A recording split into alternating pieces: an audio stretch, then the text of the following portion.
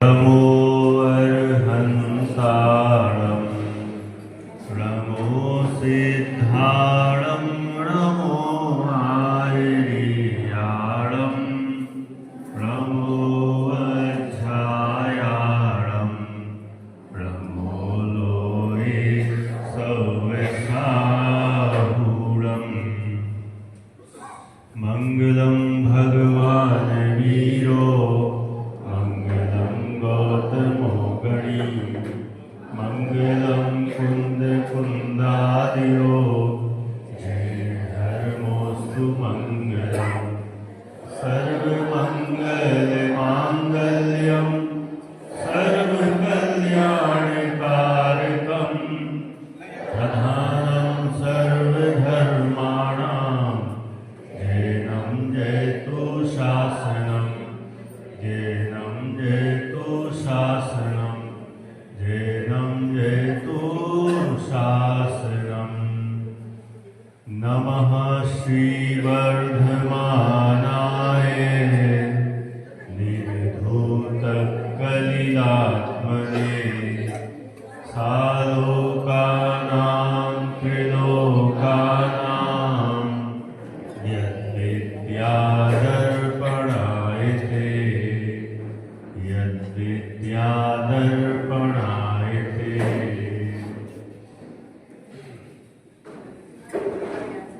आचार्य समर्थभद्र स्वामी विरचित श्री रत्नकर्ण शावकाचार्य ग्रंथ, उस पर आज अपन ने सुबह विधान किया।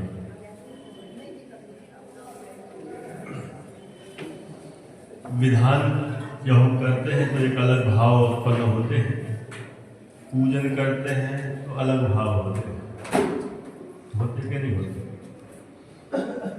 क्या अंतर है दोनों में, पूजन में और विधान में?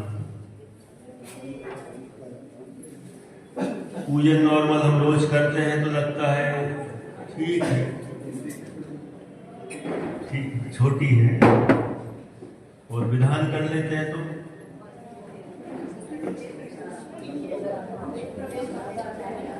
ठीक। लेकिन विधान की थोड़ी महिमा सी आती है ज्यादा, पूजन की तो ठीक है। यदि ऐसा अपन कोई आयोजन रखें कि अभी जैसे नाम रख दिया अपन ने, मान लो विधान, त्रिदिवसीय विधान और आध्यात्मिक शिविर बहुमंडल की ओर से, लेकिन यदि अपन विधान त्रिदिवसीय विधान न लेके त्रिदिवसीय पूजन लिखे, ग्राफ गिर जाएगा।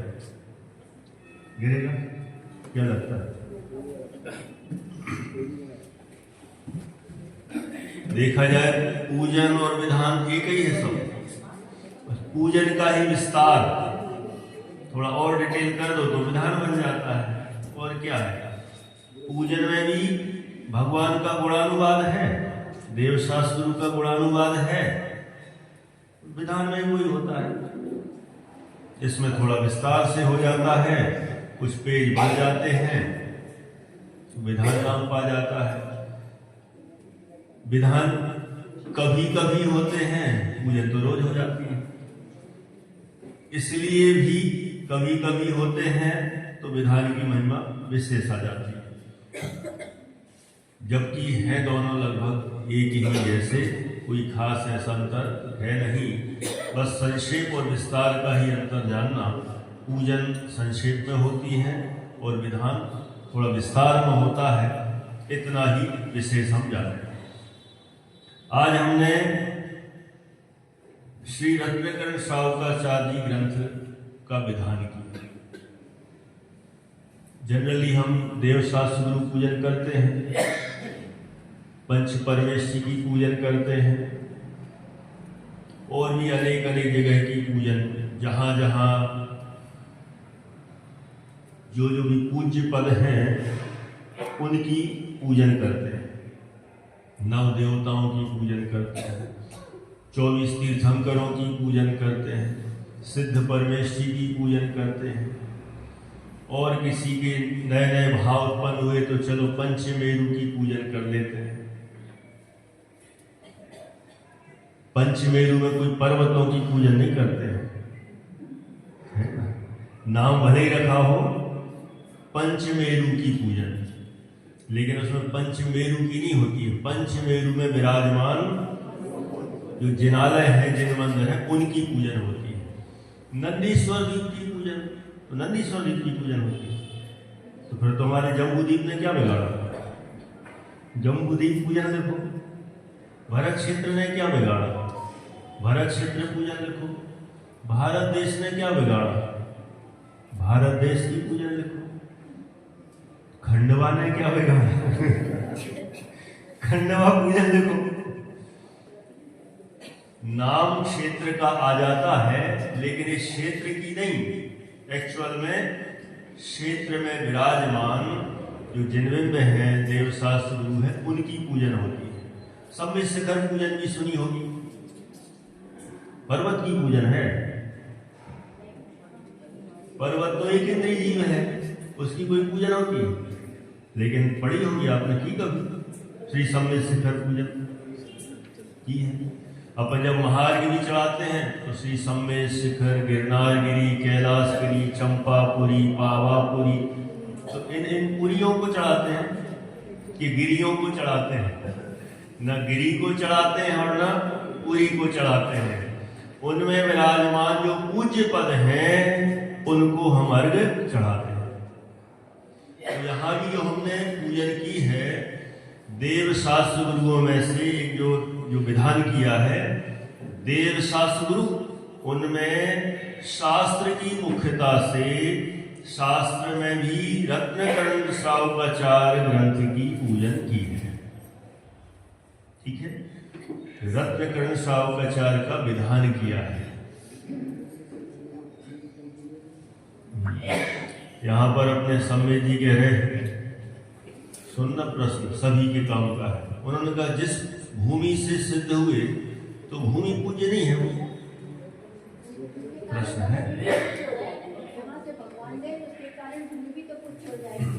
आपका कहना है जहां से भगवान मोक्ष गए भूमि भी पूज्य हो जाती है। पहाड़ को तो नहीं अपन मानते हैं, पूज्य मानते हैं।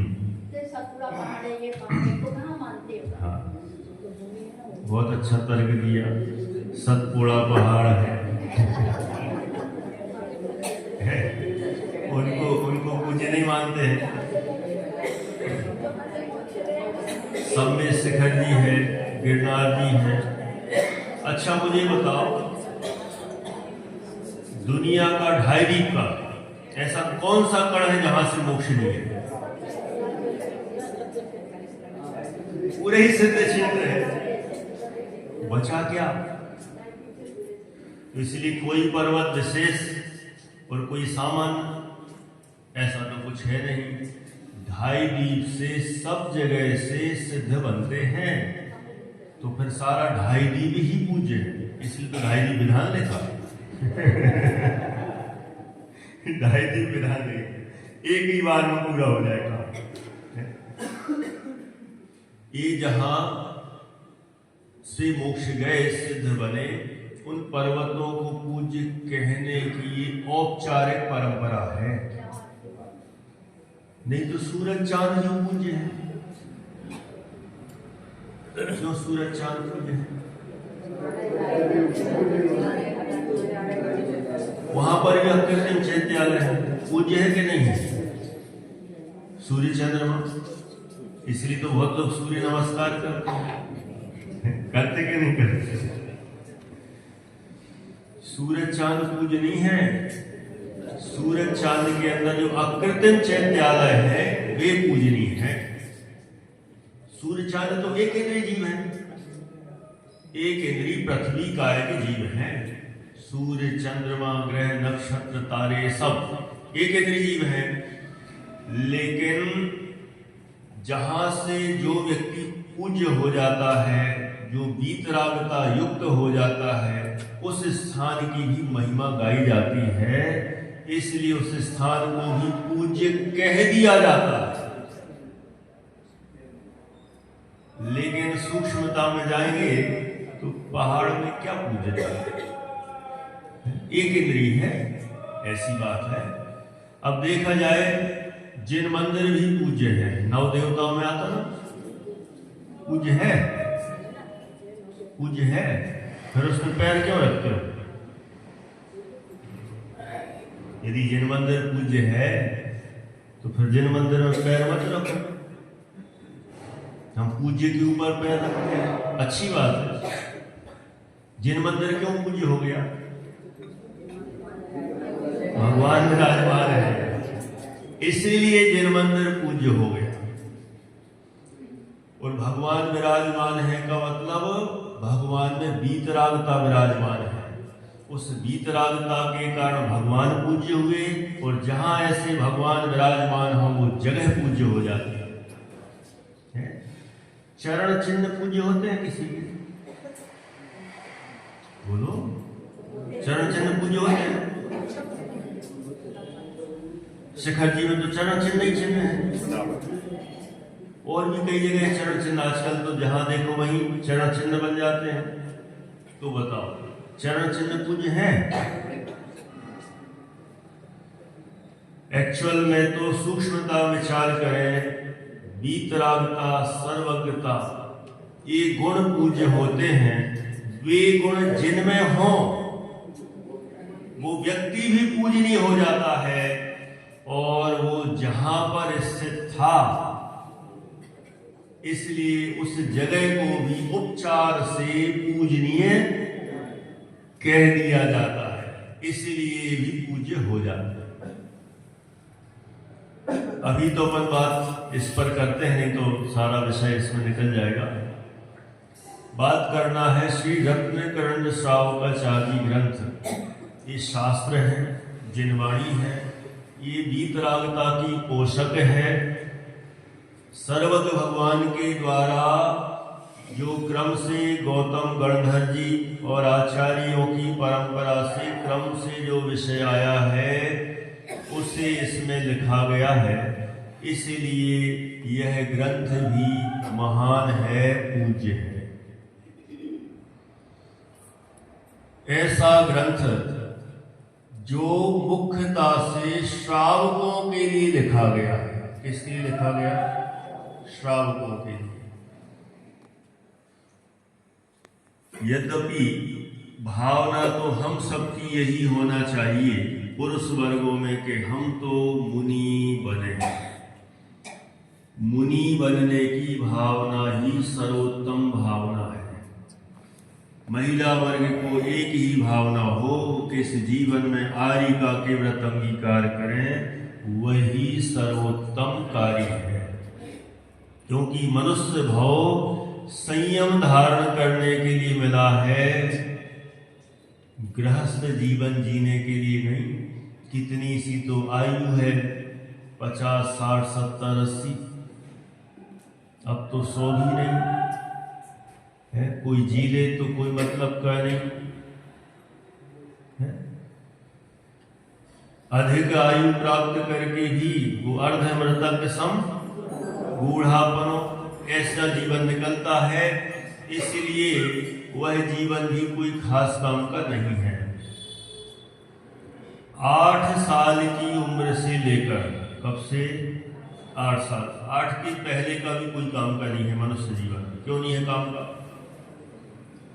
क्योंकि 8 साल के पहले तक ना तो सम्यक दर्शन की योग्यता है, ना दीक्षा लेने की योग्यता है, प्रक्षाल भी नहीं कर सकता।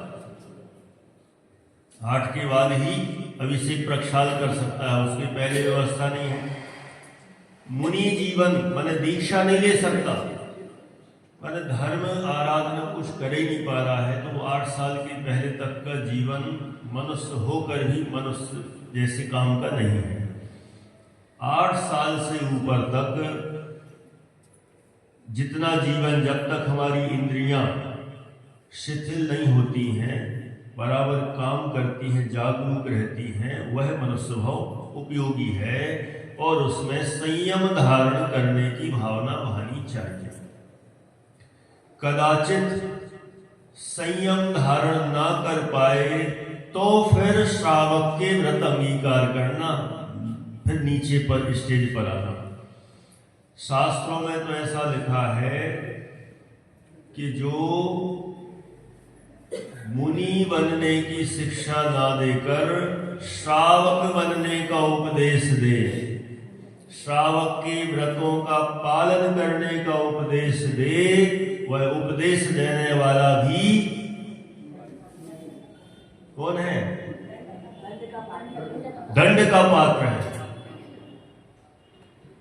माने गृहस्थ श्रावक के व्रतों के पालन करने का उपदेश देना भी अच्छी बात नहीं है, वो तो मजबूरी है। असली तो मुनि बनने की ही, महाव्रतों को अंगीकार करने की, संयम को धारण करने की भावना हो, और उपदेश भी उसी का होना चाहिए। आचार्य समंतभद्र ने गृहस्थ श्रावक के व्रतों का उपदेश दिया, उनके व्रतों के पालन का उपदेश दिया, क्योंकि मूलाचार्य आदि ग्रंथ तो पहले से लिखे गए थे। मूलाचार्य ग्रंथ तो पहले से, मुनियों के आचरण का वर्णन तो पहले से लिखा जा चुका था।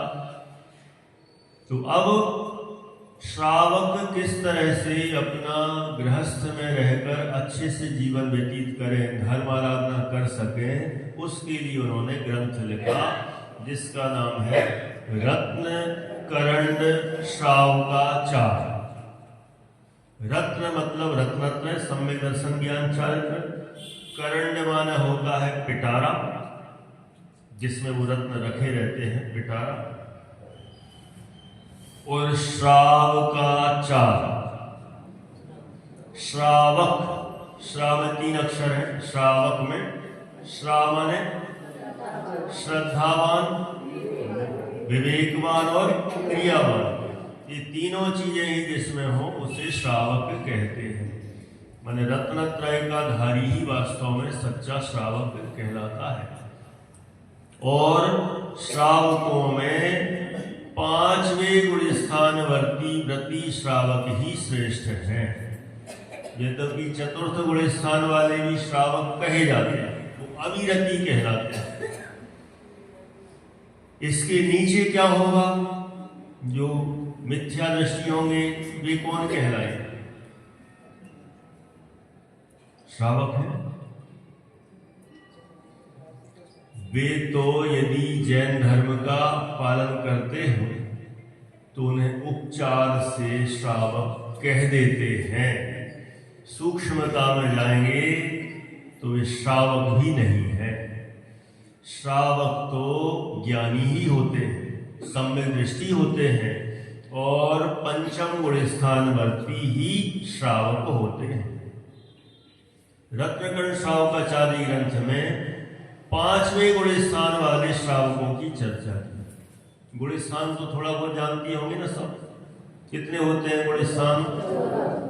14 होते हैं, सामान्य रूप से 14 होते हैं। अपना कौन सा है?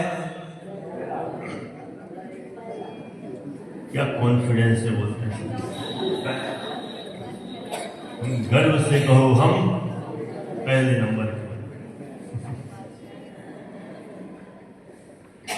जब गुणस्थान की कक्षा लेता हूँ, आपने भी सुनी कितने बार, जब शिविरों में इधर उधर जहाँ के जयपुर के शिविर लगते हैं, अगस्त का शिविर, अक्टूबर का शिविर, प्रशिक्षण वाला मई का शिविर 18 दिन का, इस बार अपने 2.5 दिन में ही लगना है, सबको पधारना है, उसका भी निमंत्रण हमें देना है।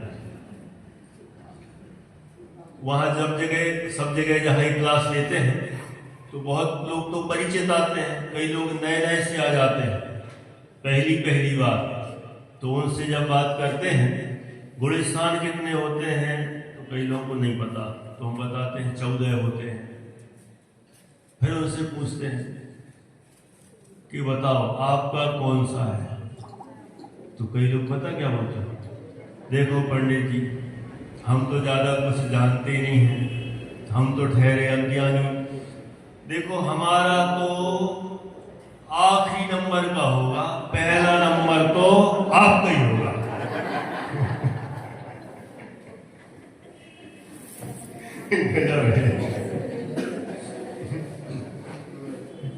वैसे जो है हाँ बिल्कुल ऐसे ही।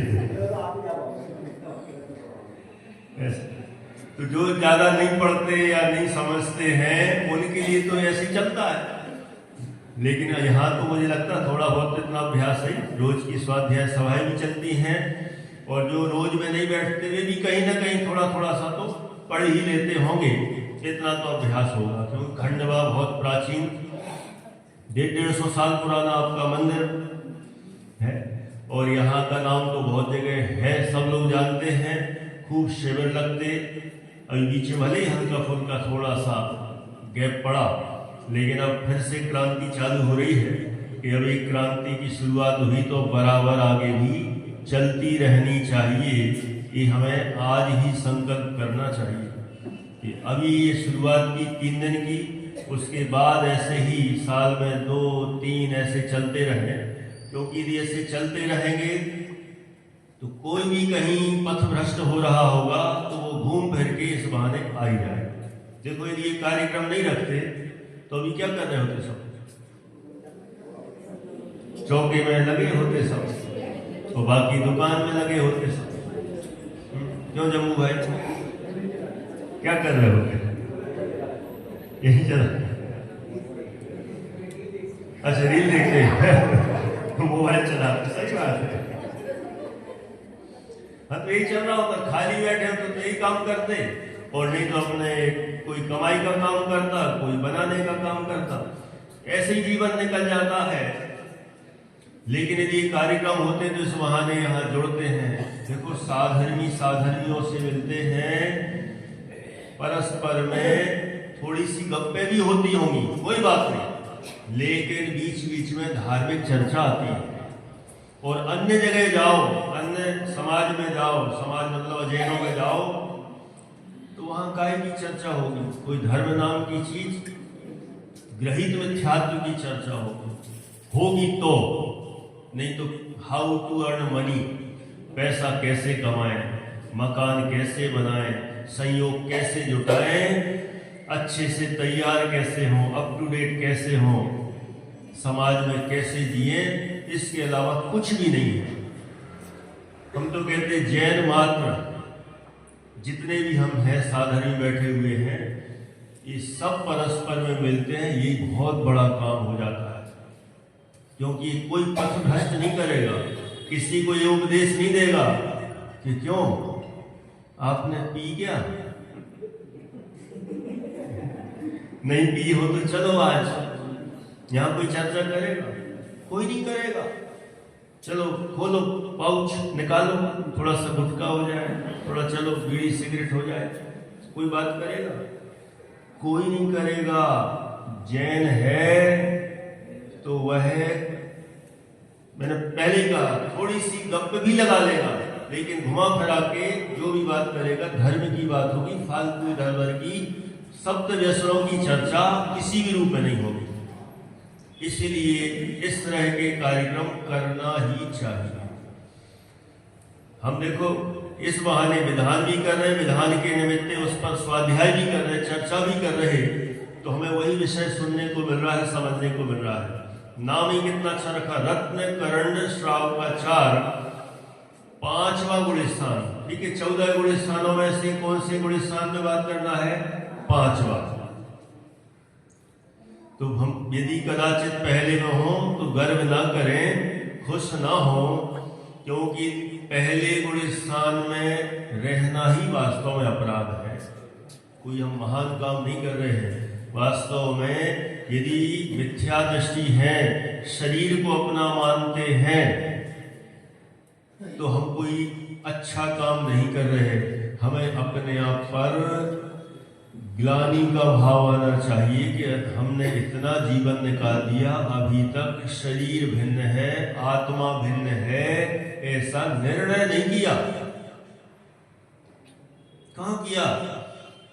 थोड़ी थोड़ी बातें कर ली, थोड़ा सुन लिया, सुना लिया, थोड़ी परीक्षा दे दी, नंबर ले लिए, लेकिन अभी तक निर्णय पर नहीं पहुंचे।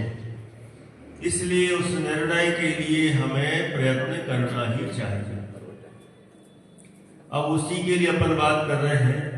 रत्नकरण श्रावकाचार, मुख्य 3 अधिकार, सम्यक दर्शन अधिकार, सम्यक ज्ञान अधिकार, सम्यक चारित्र अधिकार। 3 अधिकार। और ये तीनों रत्नत्रय का जहाँ संगम हो जाए उसी का नाम है मोक्ष का मार्ग, मोक्ष मार्ग। और जिससे मोक्ष मार्ग मिल गया उसे मोक्ष तो मिलना ही है। सबसे पहला सम्यक दर्शन, सम्यक दर्शन को कहा है मोक्ष महल की प्रथम सीढ़ी, प्रथम सीढ़ी का। यद्यपि ग्रंथ से पढ़ते तो बहुत ज्यादा डिटेल है, जितना डिटेल 150 छंद है तो बहुत विस्तार हो जाएगा। अपन तो बहुत उसका सार निचोड़ ही समझने का प्रयास करेंगे। सम्यक दर्शन, सम्यक दर्शन वास्तव में जिस जीव को हो जाए, सम्यक दर्शन अर्थात मैं आत्मा हूं और शरीर आदि समस्त पदार्थ मुझसे भिन्न है, ऐसे निर्णय को कहते हैं सम्यक दर्शन। किसको सम्यक दर्शन कहते हैं?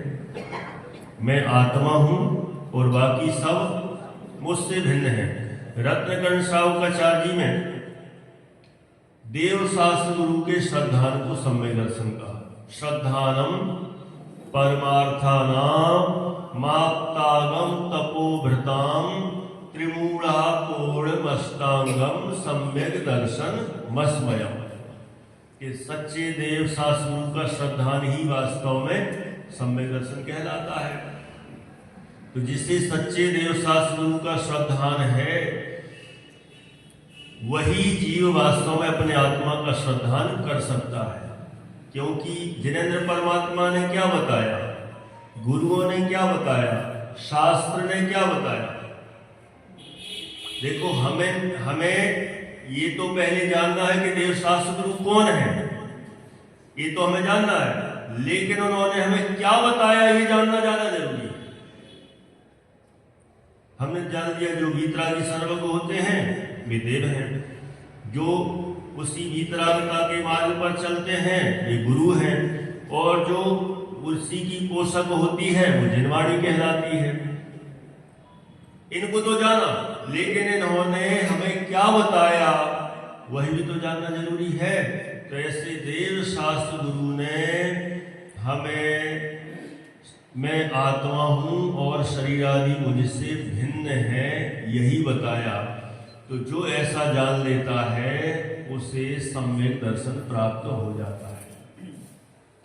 जिसको सम्यक दर्शन प्राप्त होता है ऑटोमेटिक ही उसके 8 अंग प्रकट हो जाते हैं। क्या प्रकट होते हैं? 8 अंग सुने हैं ना? क्या क्या है? निशंकित, दूसरा निकांक्षित, तीसरा निर्विचिकित्सा, चौथा अमूढ़ दृष्टि, पांचवा उपगूहन, छठवा स्थितीकरण, सातवा वात्सल्य और आठवा प्रभावना। ये 8 अंग होते हैं। ये 8 अंग सम्यक दृष्टि के प्रकट हो जाते हैं। जो जिनेंद्र परमात्मा ने कहा है वही परम सत्य है, इसके अलावा कुछ भी सत्य नहीं हो सकता। ऐसी निशंक श्रद्धा, ऐसी अटूट श्रद्धा उनके वचनों में होती है। उसमें कोई संदेह नहीं होता, शंका नहीं होती। ऐसा तो निशंकित अंग होता है। नंबर 2 कौन सा कहा? निकांक्षित। निकांक्षित क्या होता है? संसार के भोगों की कोई भी वांछा नहीं होती। सम्यक दृष्टि को संसार के भोगों की वांछा नहीं होती। क्यों नहीं होती? क्योंकि संसार में सुख है नहीं, भोगों में सुख है नहीं। जब इनमें सुख है नहीं तो हमें मिल जाए इस तरह की वांछा कैसे होगी? अब एक एक की व्याख्या करें तो 8 अंगों पे ही लंबी चर्चा हो जाए। निशंकित, निकांक्षित, तीसरा ग्लानि नहीं है। ऐसे ऐसे कथानक मिलते हैं कि किसी मुनिराज को आहा दे रहे थे, उद्दान राजा है, और उन पर किसी मुनिराज ने वॉमिटिंग कर दी। हाँ, वो तो परीक्षा दी थी बराबर, तो उनके ऊपर वॉमिटिंग हो गई। सोचो, बहुत लोगों को तो नीचे भी पड़ी हो ना, उधर दूर, अपने ऊपर तो छोड़ो, दूर भी पड़ी हो, आप देख लें तो चक्कर आ जाए। है आते कि नहीं? क्यों आते?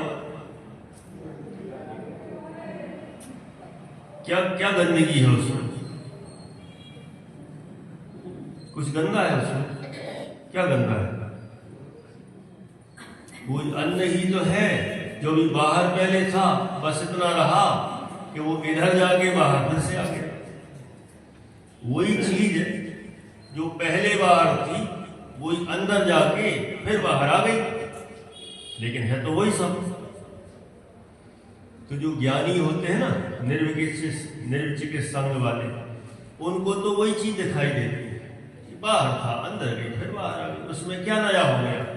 वही चीज तो है, लेकिन हमें लगता नहीं वो अंदर गई, मुख में गई और फिर बाहर आ गई, कितना गंदा। जब इतना शरीर में जाके गंदा होता है तो फिर शरीर को गंदा क्यों नहीं मानते? शरीर तो सबसे प्यारा लगता है। लेकिन जो ज्ञानी होते हैं उनको वह गंदगी नहीं लगती, जैसा है वैसा है। इसलिए भी निर्विचिकित्सा ऐसे ऐसे करके 8 अंगों की चर्चा की है। ऐसा वह सम्यक दृष्टि 8 अंगों से सहित होता है, फिर 3 मूर्ताओं से रहित होता है, और 6 अनायतनों से दूर होता है, और शंका आदि 8 दोषों से रहित होता है, और 8 मदों से रहित होता है। 8 मदों में पहला मद कौन सा है? पहला है ज्ञान का मद, ज्ञानम पूजाम कुलम जाति। ठीक है, डॉक्टर साहब है ना? नहीं, हाँ, चलो मुझे ध्यान आ गया। वैसे तो आपसे बता हूँ बीच में, लेकिन स्वाध्याय आप ही लेते थे? हाँ हाँ, ठीक है, उस समय भी लेते थे आप। 8 मदों में कौन सा? समकिति सा। पहला है ज्ञान का मद, बहुत खतरनाक है। थोड़ा ही सा कुछ आ जाए तो ऐसा लगता है मेरे जैसा तो कोई है ही। ज्ञान का अहंकार हो जाता है। देखो, ये भी अजब गजब की चीज है। थोड़ा सा कुछ हम जानने लग जाएं तो उसका अहंकार हो जाता है। कई लोग ऐसे भी इसके विपरीत, ज्ञान जिनको हो जाता है उनको बहुत अहंकार हो जाता है, इसलिए तो हम पढ़ते ही नहीं। ऐसे ही महान आत्मा है, उनको लगता है कि जो ज्ञान जिनको होता है वे अहंकारी हो जाते हैं। अपन तो देखो साहब, अपन को कोई अहंकार नहीं होता, इसलिए अपन पढ़ते नहीं। इस बात का अहंकार नहीं है, ये अहंकार अज्ञान का अहंकार है, इसलिए तो हम पढ़ते नहीं। मतलब किसी ना किसी रूप में अपने आप को महान बताना चाह रहा है। इसीलिए देखो, अहंकार भी किस चीज का? जहां चक्रवर्ती अपन ने कल देखा था, चक्रवर्ती जहां 6 खंड का विजेता होने पर भी उसका अहंकार चूर चूर होता है। मैंने देखा जाए, चक्रवर्ती के पास सब कुछ होते हुए उसके सामने अपन अपनी तुलना करें तो हमारे पास क्या है? बताओ, है कुछ? क्या नाम आपका? अक्षर। एक देखे कोई युवा से इतने दिनों में बाकी तो सब युवा पीढ़ी एकदम गायब। होंगे तो थोड़े बहुत तो होंगे, हैं बीच के युवा पीढ़ी। अच्छा, बीच के नहीं, माने इनमें और छोटे में तो और कहीं गायब भी हैं। 15, 12, 15, 17 साल के तो कोई एक भी नहीं है।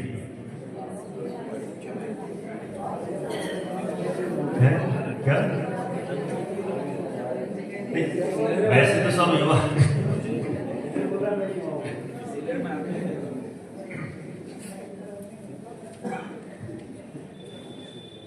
ऐसा थोड़ी उनको मना कर रखा है कि नहीं, आप लोगों की एंट्री नहीं।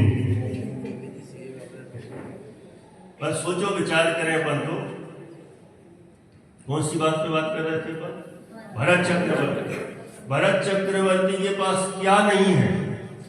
सब कुछ होकर भी ये मेरा नहीं है ऐसा मानता है।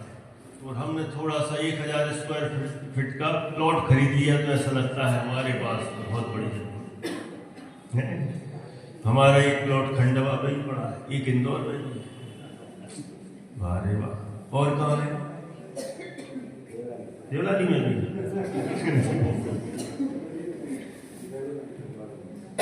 अभी शिखर जी में ही बन रहा है, वहां पे भी लेने का प्लान है। वो अच्छा बढ़िया एक नेचुरोपैथी का भी वहाँ साधना स्थल एक वहां पे भी ले लेते हैं। सब जगह सब लोगों को बताएंगे हमारे 4 प्लॉट हैं। अच्छा, भरत चक्रवर्ती के प्लॉट के सामने अपना प्लॉट कितना? चक्रवर्ती गिनाए सबको, मेरे इतने प्लॉट हैं 6 आरी खंड 5 उलेच खंड। उसके सामने सोचे हम विचार करें हमारे पास है क्या? एक बूंद सी नहीं दिखती। वो जो उस पे देखो ना मैप पर गूगल पे तो दिख जाता ना, सब दिख जाता। वहां तो एक खंडवा या हमारा घर उतने में इतना सा, उसके सामने इतनी सी बूंद इतनी सी दिखाई देती तिल मात्र सा, और उतने में भी इतना अहंकार हो जाता है मेरे पास बहुत है। और ये भी कितने देर के लिए, कितने दिनों के लिए?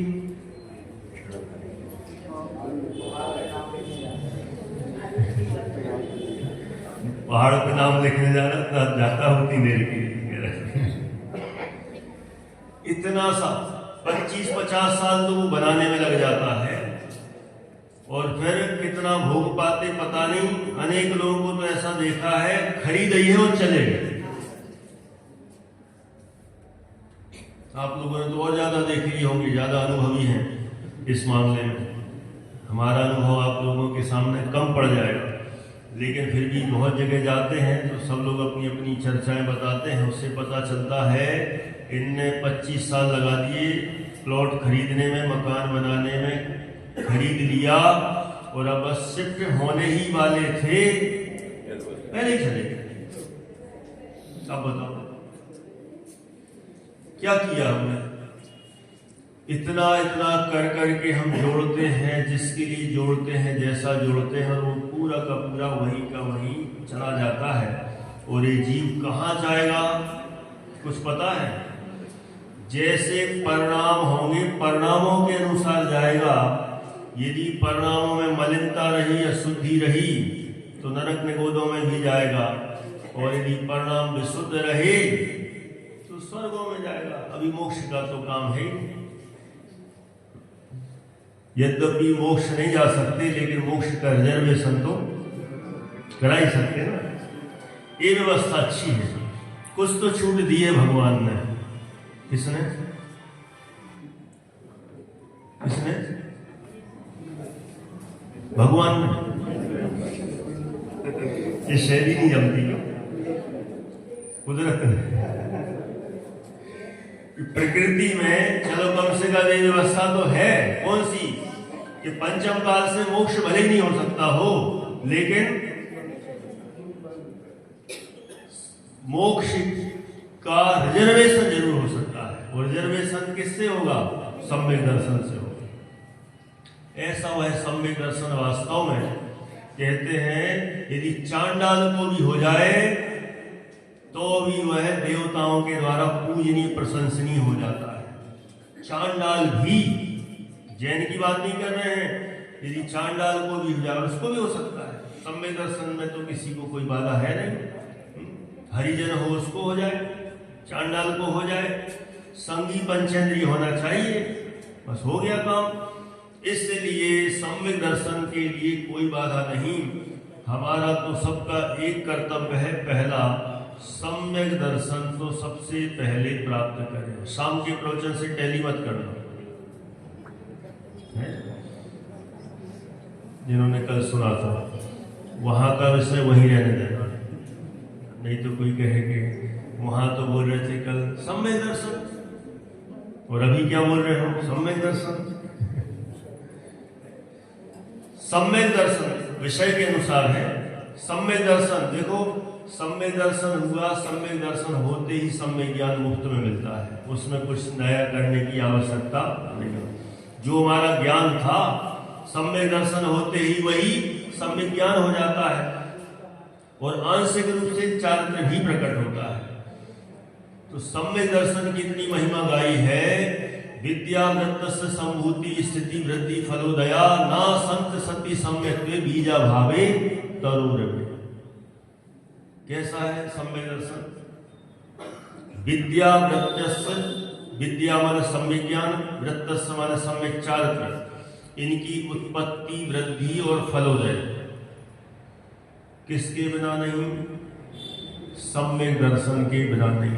यदि सम्यक दर्शन ना हो तो ज्ञान भी सम्यक ना हो, चारित्र भी आगे ना बढ़े। इसलिए सम्यक दर्शन सर्वश्रेष्ठ है। आज आया था कि सम्यक दर्शन ही हमारा सच्चा मित्र है इस जगत में, और मिथ्यात्व के समान कोई शत्रु नहीं। इसलिए सम्यक दर्शन की महिमा प्रथम अधिकार में बहुत ज्यादा कही। अंत के 40 नंबर 1 के छंद में, पहले अधिकार में 41 है ना, तो वहां पर उस 41 नंबर के छंद में वहां तो कहा सम्यक दर्शन प्राप्त करके है जीव कभी चक्रवर्ती बनता है, अनेक अनेक पदों को धारण करता हुआ फिर तीर्थंकर पद को प्राप्त करते हुए मोक्ष की भी प्राप्ति करता है। ऐसे सम्यक दर्शन की महान महिमा है।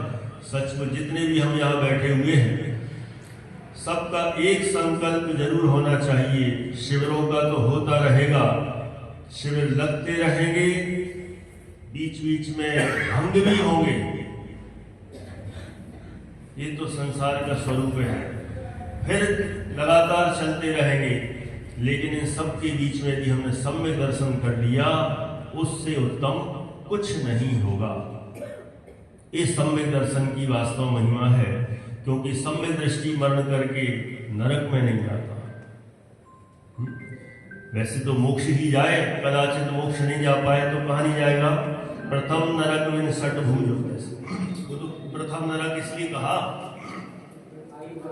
बस यदि सम्यक दर्शन होने के पहले नरकायु बांध ली होगी तो प्रथम नरक में जा सकता है, नहीं तो नरक में तो जाते नहीं।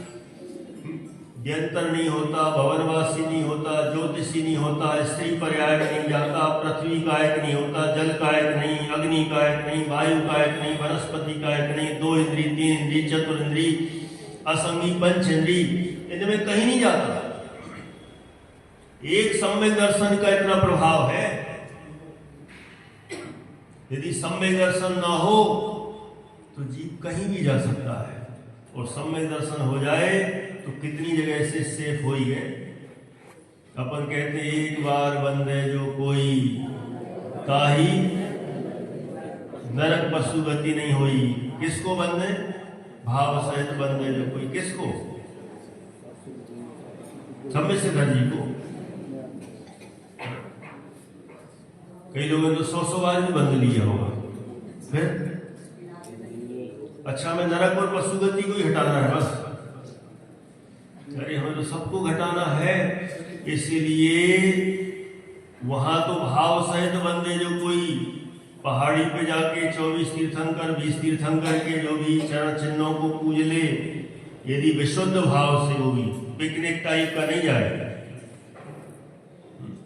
भाव सहित बंदे तो इतना सा कर दिया कि 1-2 गतियां छिद गई, लेकिन जिसने भाव सहित है बंदे जो कोई अपने आप को बंधन करे मतलब अपने आप को जाने, अपने आप को पहचाने, तो उसका तो संसार ही छिद जाए, अनंत संसार कटकर चुल्लू भर हो जाए, थोड़ा सा बचे। इसलिए सम्यक दर्शन सबसे पहला कर्तव्य है। सम्यक दर्शन होते ही सम्यक ज्ञान प्रकट हो जाता है। फिर सम्यक चारित्र की विशेषता कही।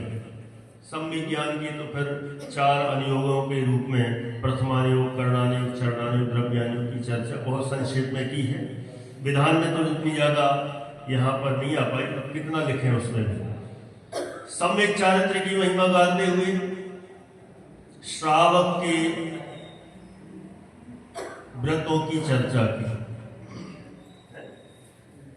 सबसे पहले तो मूल गुण गिनाए, कितने होते हैं?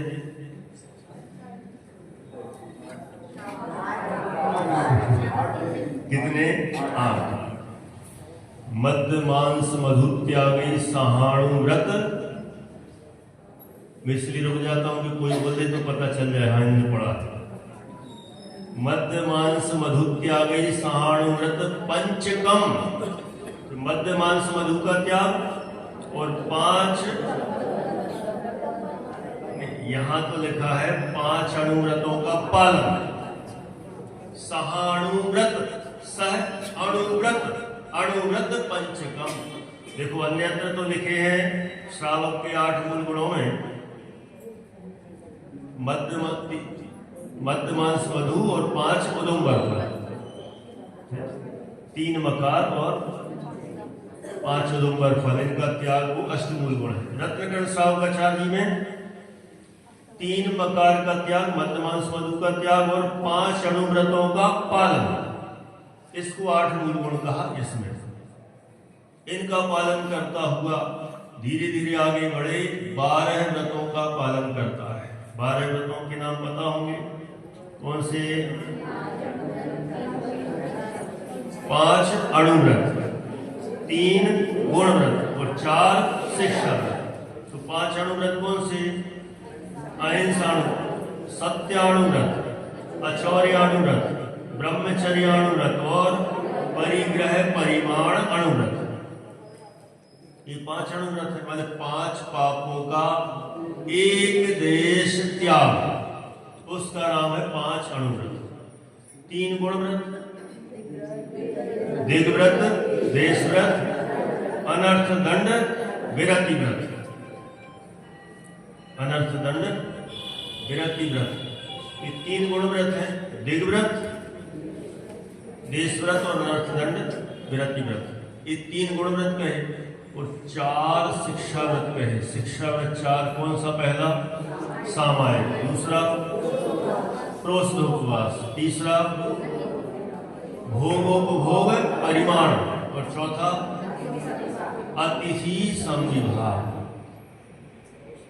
ऐसे 4 कहे है ना, सामायिक करना, फिर दूसरा प्रोष्ठोपवास करना और तीसरा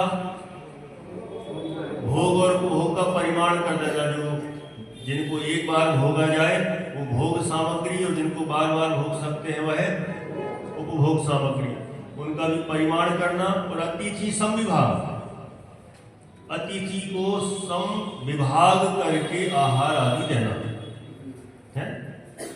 ये तो जानते होंगे ना सब।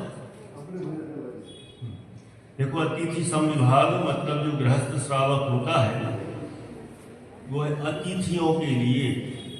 अतिथि कौन होते हैं? जिनके आने की कोई तिथि नहीं होती, वे कहलाते अतिथि।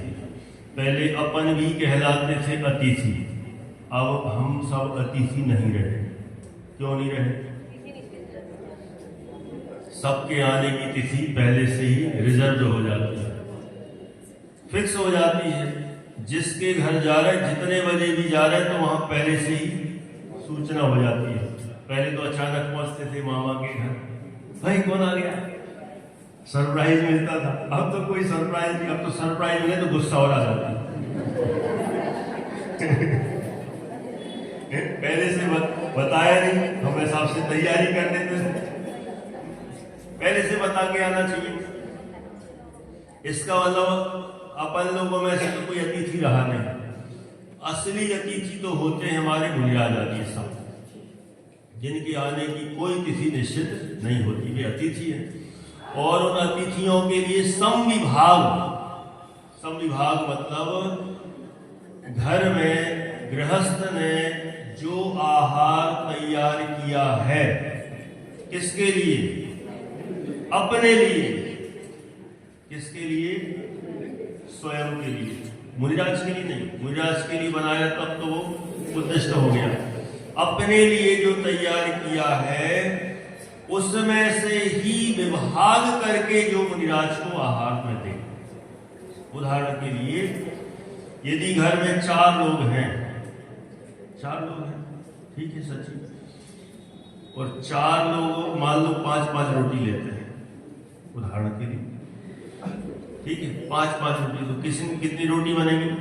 20 बनेगी। 20 रोटियां बना के तैयार, फिर साथ में सब्जी और जो बन गया एकदम शुद्ध अपने लिए, अब बना के रख ली। अब इसके बाद बाहर जाते हैं, अब इंतजार करते हैं कोई मुनिराज यानी तपस्वी पधार जाए हमारे सौभाग्य से।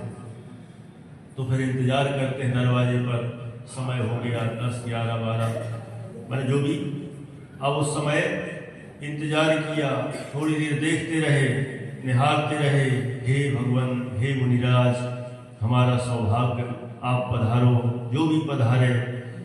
ऐसा इंतजार करते करते कदाचित कोई आ जाए तो सौभाग्य, नहीं आ पाए तो फिर आहार खुद ही ग्रहण कर लो, और आ जाए तो हे स्वामी नमोस्तु नमोस्तु नमोस्तु है, अत्र अत्र अत्र, तिष्ठ तिष्ठ तिष्ठ। फिर पूरी वो है ना, मन शुद्धि, वचन शुद्धि, काय शुद्धि, आहार जल शुद्ध है, और सारी पूरी प्रक्रिया है। उस प्रक्रिया के द्वारा मुनिराज का प्रवेश कराया, और उसमें अब क्या होगा? कितनी रोटियां बनाई? रोटी मतलब समझाने के लिए बोल रहा हूं, नहीं तो कोई कहे सिर्फ रोटी ही बनाते हैं क्या? जो भी बनाया, 20 बनी है, तो 20 में से अब मेंबर है अपने घर में 4, तो चारों के हिस्से में से एक रोटी निकल के एक भाग और बनेगा। कितने हो गए? 5। सबको कितनी कितनी रोटी बैठेंगी? 4-4। घर के 4 सदस्यों को 4-4, और जो 4 आ गई वो किसके लिए? मुनिराज के लिए।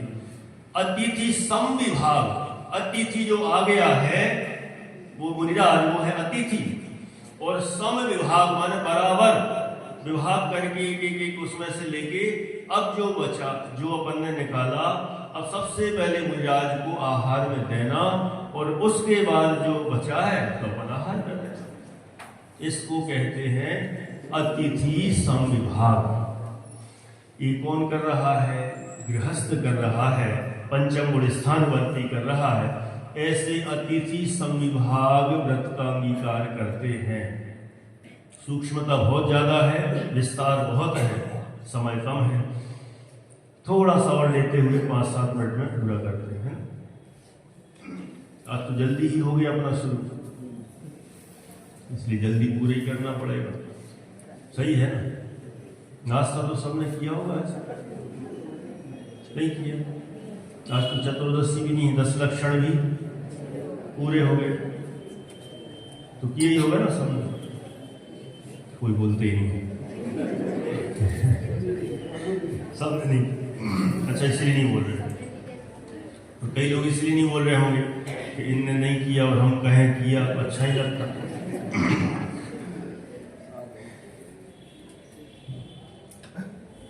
12 व्रतों की चर्चा हो गई।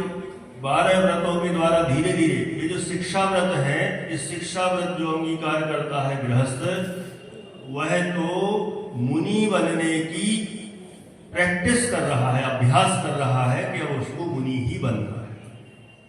आगे बढ़ते गए, आगे बढ़ते बढ़ते धीरे धीरे अभी यही श्रावक 11 प्रतिमाओं का अंगीकार भी करता है। 11 प्रतिमाओं का अंगीकार में पहली प्रतिमा है दर्शन प्रतिमा। पूरी तो ले नहीं पाऊंगा, 3-4 मिनट में जितनी हो जाए। पहली है दर्शन, 2-3 हिंट करूंगा, 2-4, तो उससे फिर आगे आपको हिंट मिल जाएगी, तो आप स्वाध्याय कर सकते हैं। पहली है दर्शन। दर्शन प्रतिमा मतलब भगवान के रोज दर्शन किए बिना हम अन्न जल भी नहीं लेंगे। Is it correct? नहीं, लेकिन हमने तो ऐसे ही सुनी है। भगवान के रोज दर्शन करने का नियम, इसको दर्शन प्रतिमा नहीं कहते। वो तो वैसे ही गृहस्थ करता ही है, पहले बड़े स्थान वाला भी करता है। तुमने 5 में कह दिया तो उसमें कौन सी बड़ी बात हो गई? दर्शन प्रतिमा का मतलब है सम्यक दर्शन सहित जो अंतरंग में कषाय की हानि हुई है, वीतरागता प्रकट हुई है, संयम का अंश उत्पन्न हुआ है, उसे कहते हैं दर्शन प्रतिमा। प्रतिमा मतलब विशुद्धि, कषाय की हानि, कषाय का अभाव, उसका नाम है प्रतिमा। 5वें गुण स्थान में कितनी कषाय का अभाव होता है? 2 कषाय चौकड़ी। कितनी? अनंतानुबंधी और अप्रत्याख्यान। इनके अभाव से जो विशुद्धि उत्पन्न हुई और वहां प्रतिज्ञा का जब भाव उत्पन्न होता है तो उसे दर्शन प्रतिमा कहते हैं। फिर उसके बाद है कौन सी प्रतिमा? व्रत प्रतिमा। ये जो 12 व्रतों की चर्चा की ना, ये व्रत प्रतिमा में 12 आ जाते हैं। फिर तीसरे नंबर पर सामायिक, तीनों समय सामायिक करता है। फिर और आगे बढ़े, चौथे नंबर पर प्रोषधोपवास। पर्व के दिनों में अष्टमी चतुर्दशी, महीने में कितने पर्व आते हैं? 4 तो आते हैं। अष्टमी चतुर्दशी के दिनों में प्रोषधोपवास करता है। और आगे बढ़े, सचित्त त्याग करता है। कोई भी वह सामग्री नहीं लेता जो चेतन सहित हो। कोई भी ऐसे पदार्थ, अभक्ष्य तो सब छोड़ ही चुका है, भक्ष्य पदार्थों में भी, फल सब्जियां भी, ऐसे पदार्थ भी, पानी, सब अचित्त करके ही लेता है। और देखा जाए वो तो लेता है वहां एकदम दृढ़ता से लेता है, हमें भी ऐसे ही करना चाहिए। शाम के शाम पानी छानो डबल छन्ने से, और बढ़िया छान के उबाल दो, 24 घंटे के लिए फ्री। बार बार का झंझट नहीं, बार बार की समस्या नहीं, अनेक समय भी बच गया और जीव हिंसा से ही बच गया। बहुत सबसे बढ़िया है, 2-3 बढ़िया बर्तन अच्छे बड़े बड़े ले लो, छान के रख दो और उबाल के रख दो, हो जाता है बढ़िया काम। वहां तो पंचम स्थान वाला सचित्त का त्यागी है। जो जल है ना, पानी भी छान भी लेना, छान लेने के बाद भी सचित्त ही है। सचित्त, सा माने सहित, चित्त माने चेतन, जीव, जीवों से सहित है। पानी छान के भी, हाँ पानी छान भी ले तो भी उसमें असंख्यात जीव बने रहते हैं। हमें क्या लगता है, पानी छान लिया तो सारे जीव निकल गए? पानी जब छानते हैं उसमें सिर्फ 3 जीव बचते हैं, छन के निकलते हैं, बच जाते हैं। स्थावर जो जल का एक असंख्य जीव है, वे तो पानी के छन्ने से भी निकल जाते हैं। अब क्या करोगे? तो पानी छानना तो 3 जीवों को बचाने के लिए है, स्थावर नहीं बचते। इसलिए उस पानी को भी अचित्त करके पीने का सिस्टम यहाँ नियम रूप से लागू होता है, और हर पदार्थ को अचित्त करके लेना। इस क्रम से धीरे धीरे आगे बढ़ते चले जाते हैं। 6वीं 7वीं, फिर कौन सी प्रतिमा? 10वीं है ना, आरंभ त्याग, अनुमति त्याग, परिग्रह त्याग। और अंत में कौन सी है? उद्दिष्ट त्याग, जिसमें क्षुल्लक और एलक बन जाते हैं। 11वीं प्रतिमा में क्षुल्लक और एलक। पहले क्षुल्लक, यदि क्रम से बढ़ रहा है तो क्षुल्लक जिनके 2 वस्त्र होते हैं, एक लंगोट होती है और एक दुपट्टा रहता है। और दुपट्टा भी कितना अपने शरीर से छोटा ही होता है। यदि पैर से ढके तो सिर नहीं ढके, यदि सिर से ढके तो पैर उगड़े रहे, ऐसा वो वस्त्र होता है। क्षुल्लक होते हैं, विस्तार बहुत है। और इस वस्त्र का भी त्याग कर दें, एलक हो जाते हैं, उनके कुछ नियम और होते हैं। ऐसे क्षुल्लक, और क्षुल्लक के बाद एलक, और एलक के बाद अब वह लंगोटी भी उतर गई, पूरी तरह से निर्ग्रंथ दिगंबर मुनिराज बन जाते हैं। ये मुनि बनने का क्रम है। डायरेक्ट कोई मुनि बन सकता है, कदाचित डायरेक्ट ना बन पावे तो क्रम से भी बढ़ सकते हैं। अंतिम बस 2 मिनट में इस तरह से आगे बढ़ता हुआ गृहस्थ कदाचित उस भाव से मोक्ष तो जाएगा नहीं, गृहस्थ तब तो जाएगा ही नहीं, मुनि बने बिना मोक्ष होता नहीं। इसीलिए यदि शरीर में शिथिलता आ गई है, अब लगता है कि बचने के कोई चांस नहीं। देखो, संलेखना तभी होती है जब बचने की कोई चांस ना। कोई कहे इसमें क्या दम है, फिर जब मरने वाले हैं फिर संलेखना दी तो इसमें क्या पुरुषार्थ किया? पुरुषार्थ तो वो है कि जब हम जीवित हों, बढ़िया सब हष्ट पुष्ट हों, तंदुरुस्त हों, तब संलेखना लो तो महानता है। वो तो आत्महत्या है। क्या है आत्महत्या?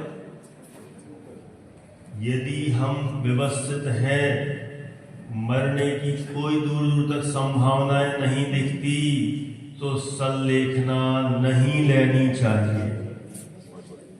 4 बातें कहीं इसी रत्नकर्ण साहब का चारण। उपसर्गे दुर्भिक्षे जरसी रुजायाम च निह प्रतीकारे धर्माय तनु विमोचन माहु संलेखना मार्या।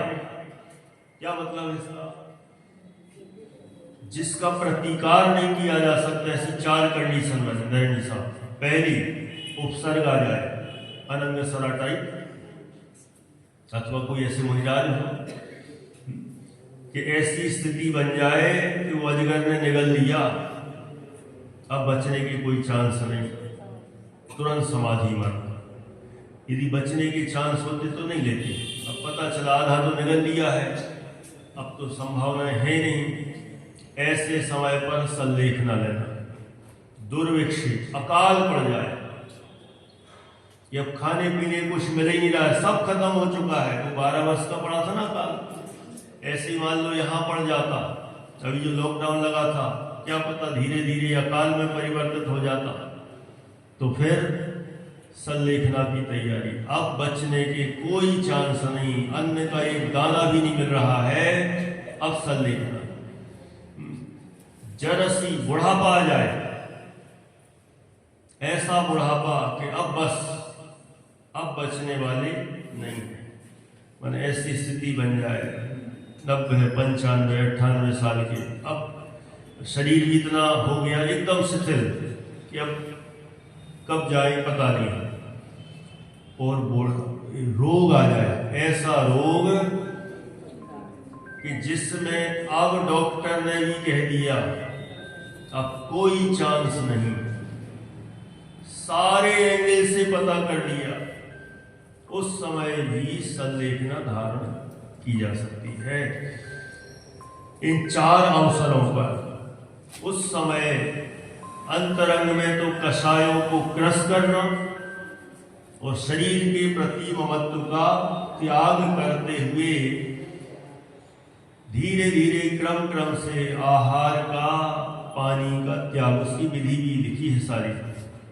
पहले क्या क्या लिक्विड माने चिकने पदार्थ लेना, छाछ वगैरह लेना, फिर धीरे धीरे उनको भी छोड़ के पानी पे आ जाना, फिर धीरे धीरे अंत में पानी का भी त्याग करके जो सर्व ओर से निर्ममत्व हो चुका है, ऐसा वह श्रावक संलेखना को अंगीकार करता है, और जो संलेखना पूर्वक देह छोड़ता है उसके संसार में ज्यादा भाव नहीं होते हैं, ऐसा है। इसलिए रत्नकर्ण श्रावकाचार्य ग्रंथ में सम्यक दर्शन से लेकर अंत तक समाधि मरण तक की पूरी विस्तार से चर्चा की है। सचमुच ये ग्रंथ, ये जिनवाणी हम सबके लिए कल्याणकारी है, इसलिए जितना बने उतना गहराई से स्वाध्याय करना चाहिए और स्वाध्याय करके अपने जीवन को पवित्र करना चाहिए। इतनी बात करते हुए यहाँ पर पूरा करते हैं।